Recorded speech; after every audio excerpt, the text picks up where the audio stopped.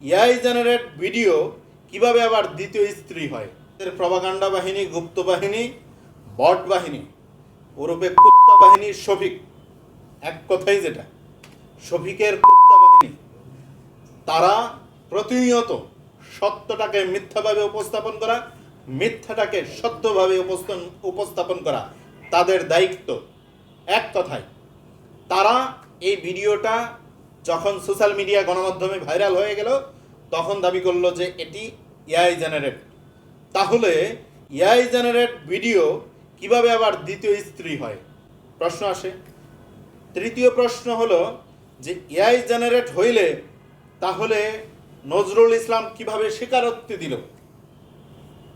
চতুর্থ প্রশ্ন, নজরুল ইসলাম স্বীকারোক্তির পরে তার শ্বশুর আবার স্বীকারোক্তি কিভাবে দেয়। পঞ্চম প্রশ্ন, নজরুল ইসলামের প্রথম স্ত্রী কিভাবে আবার মন্তব্য করে। এই যে গোল খাওয়ানো তাদের মন্তব্য, এটা প্রমাণ করে জামাতের আগাগোড়া দর্শক, জামাতের আগাগোড়া পরকীয়ায় আসক্ত, জামাতের আগাগোড়া ধর্ষণের কারিগর।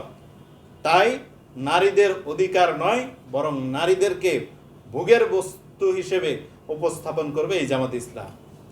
এই জামাত ইসলামকে দ্রুত সময়ের মধ্যে আইনের আওতায় আনা উচিত বলে আমি মনে করতে চাই। ৭১-এর চরিত্র আর ২৬-এর চরিত্র এক সূত্রে গাঁথা।